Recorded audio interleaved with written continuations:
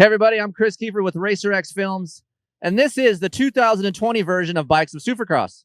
San Diego Monster Energy Star Racing Yamaha had a couple misses with that already, but Alex Campbell, he looks 12, but he's not. He's 25, and he's Dylan Ferrandis mechanic, and he's a badass. He is. Look at his face.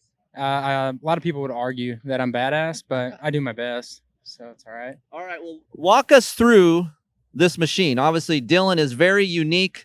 I watch him ride every weekend. He has a blend of aggression and finesse. It's crazy to think about it, but like he does both very well.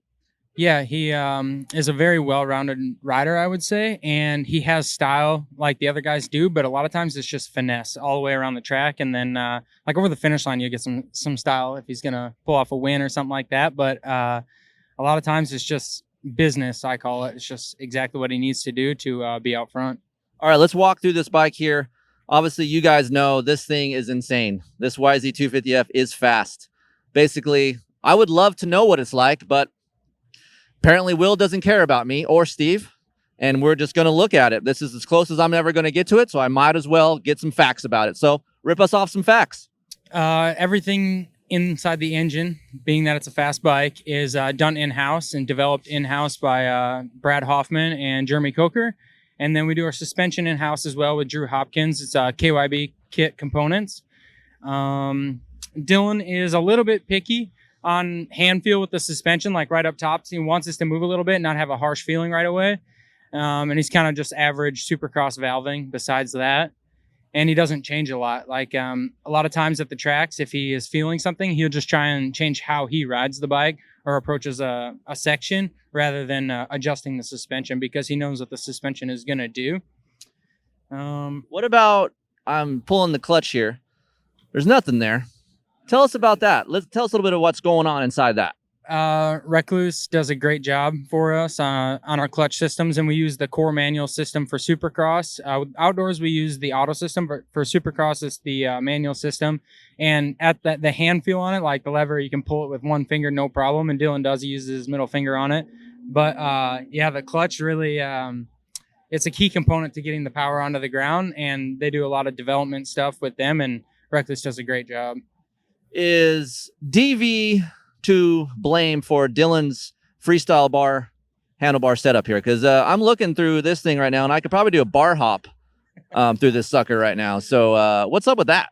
Yeah, I'm going to put that one on DV because that's what he ran when he used to race. And then also with the handlebar position, the height, the levers, everything kind of comes from DV. He'll look it over the bike and tell Dylan, like, this is where he needs to run it. So that's all on DV for sure. Okay. Are we looking at, obviously, neck and triple clamps? Are we on a stock offset for Supercross, or what are we doing there? We are on a stock offset for triple clamps, and then neck and clamps, neck and bars, ODI grips, and nothing crazy there. It's all production stuff on what they use or what they make, and yeah, we really like it. It's good stuff. What about the gearing? I know sometimes you guys have different gearing in Supercross. Kind of relate that to the guys home watching this that maybe just have a stock YZ250F there. So for gearing, we use a 14-tooth front countershaft, and like a production bike comes with a 13 on it, but we use a 14 front countershaft. So then we use a lot of times we're between 51 and 52 on the rear sprocket, but to kind of base that to like a production model with a 13th tooth front countershaft sprocket, it would be like a 1348, I think, for them. Yep. So you could tell me if I'm wrong on this. Obviously, 1452 is for the engine character, but also for chassis as well. I think a lot of these teams, you walk around the paddock, you can see these guys are running 1452, 1453, even on 450s. So for maybe acceleration and chassis feel, that gearing is a little bit better between the pivot bolt back to the end of the swing arm here. Yeah, exactly. It does help with the engine characteristics, but also like keeping the chain off the swing arm, like where it throws off the smaller sprocket, it'll hit the swing arm a little lower, and then it's got to pick up off the swing arm as well onto the countershaft sprocket. So by keeping that chain off of it a little bit, it does help with chassis feel a lot.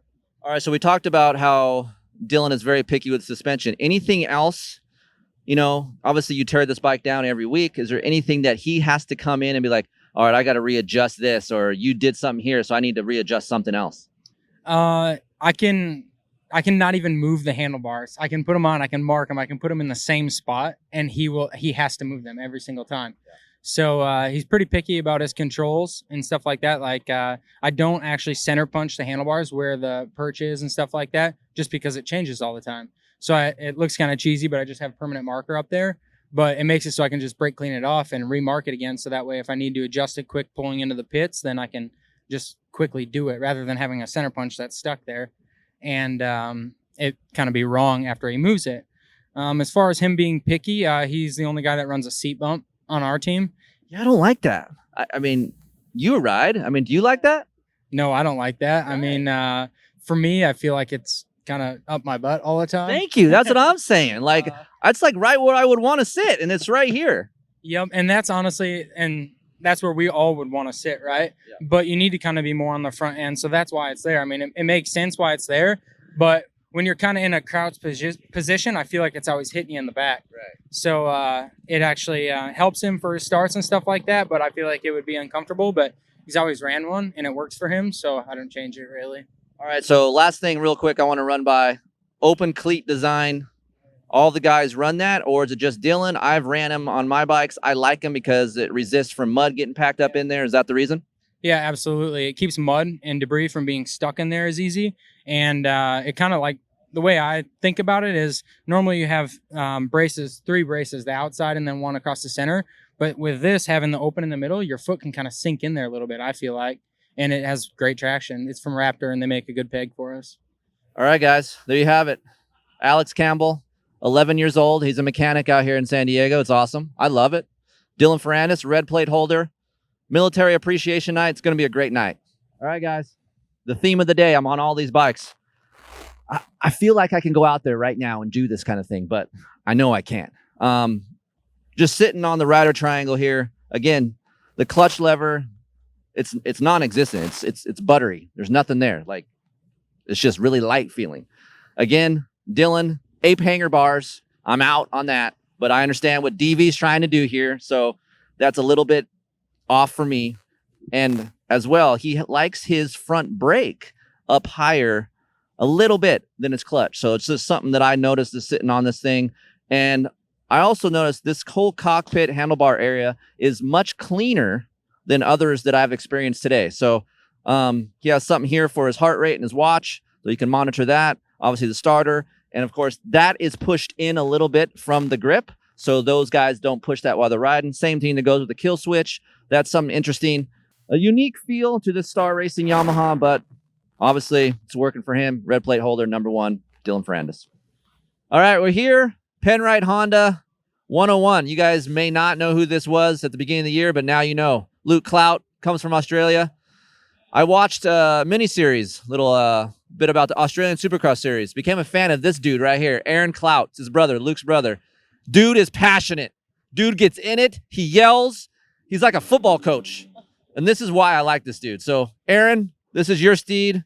You work your ass off. I've seen that in the mini-series. So give us a rundown on the bike. Well, yeah, I mean, been over here for about 6 weeks, 7 weeks. Put a lot of R&D into this thing, trying to get it pretty much ready for the AMA round Supercross that we're doing. Basically, I don't know where to start anyway. Start from the front. So we're running Eazy. Switch it here.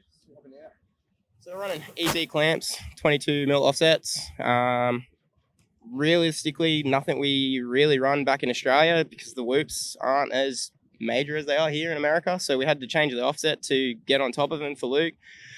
Sort of had to go from the 21s to this to get comfortable for the whoops, basically, something that we don't do in Australia. He changed to the 996 bar, so he gets a bit more frontal and a bit more upright position on the bike, something new again that we had to change. Again, got the Kyb suspension, which is pretty badass. So basically, KYB, it just comes from like a technical touch kind of thing, or is this who does your guys' stuff? It's from Enzo Racing. Okay. Yeah, so they have been kind enough to come out and do a little bit of testing with us. So as far as we're concerned, it's as good as you can get really here. So again, they've been working really hard with Luke. He likes a super firm setup, super rigid chassis, which complements the forks and shock setup too. And something unique that maybe you guys at home haven't seen in a while, Bridgestone You guys are using Bridgestone tires. So I talked to you in Anaheim 1 a little bit about the tires. I'm a big front end steering guy, and your riders praise how good this front tire is. Oh, mate, through and through. He's tested these back home minutely before we came over here. We didn't know how they were going to perform over here in America. But, man, like, he came off of Dunlops, and, yeah, he recommends this tire. He rates it so much. It is a factory front. And, yeah, I as far as I'm concerned, I'll change these things all day. They are so good to change compared to... So easy to mount? Oh, easy. Push them on by hand. Yeah. So all day, any day. Anyway, back to Luke. He rates the front and the rear. Like, it is an amazing tire. I recommend it to anyone. So that I kind of wanted to go over with you. He's coming off of a 450, a Yamaha at that, has tons of torque, right? Now he's going back on a 250.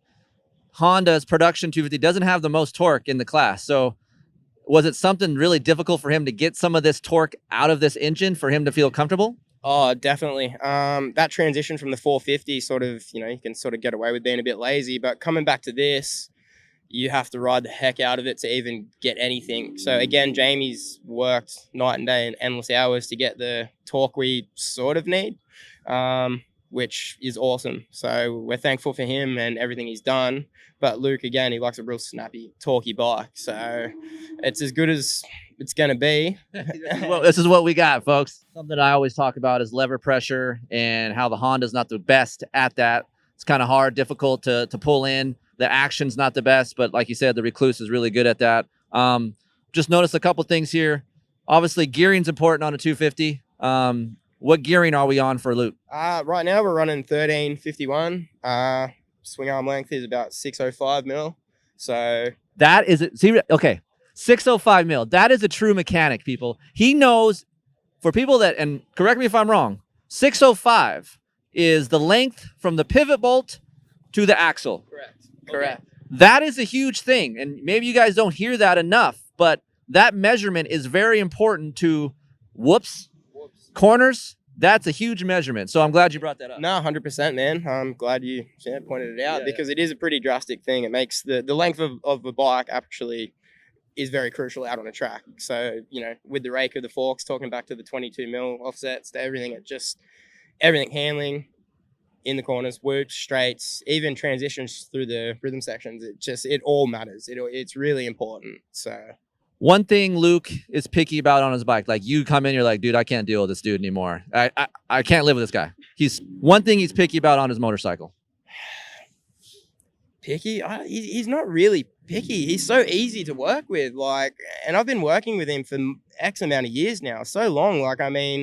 He hates silicone spray on the bike. If I put silicone spray on the bike and I'm trying to make it look nice, he's like, dude, come on. I hate slipping off this thing. That's probably the only thing he's picky about. So I have to watch how much spray I put on that. And that's about it. He likes worn grips. He's probably one of the easiest riders I've ever had to work with. So I feel like Aussies are just mellow in general.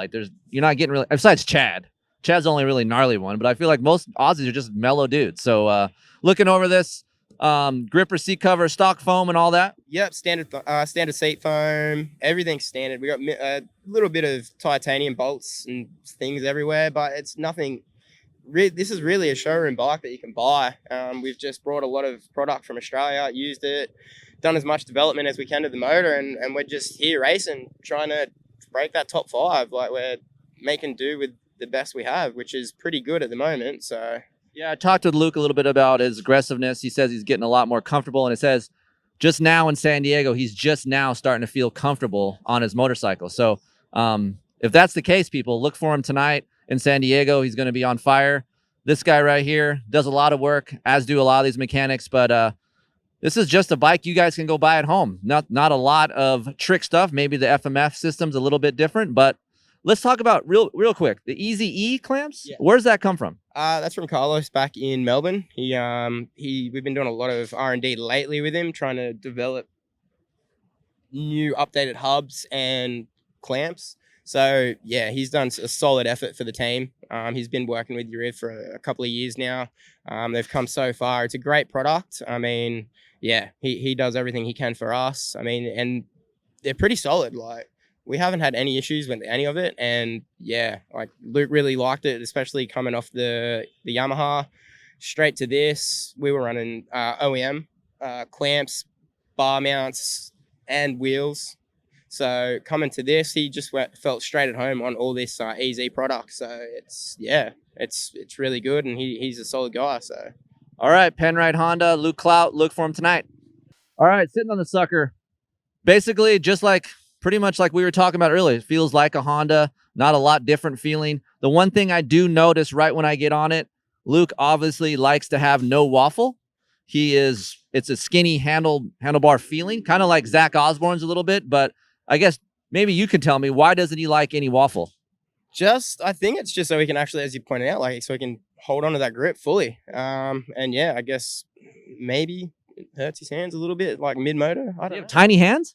No, he actually doesn't. He's got big hands. So It's meaty, guys. He has no waffle. So, but sitting on 999 bars. I'm pretty sure that 996. So stew bend, stewable. That's right. So he runs his levers a little bit down more than I would, but and it also seems like his front brake is pretty touchy. He likes it to hit really quick, right? that took me hours to get it like that. And he definitely likes a very responsive, aggressive front brake. So. Yep. All right. So there you have it. Luke Clout, Honda cockpit. There you go.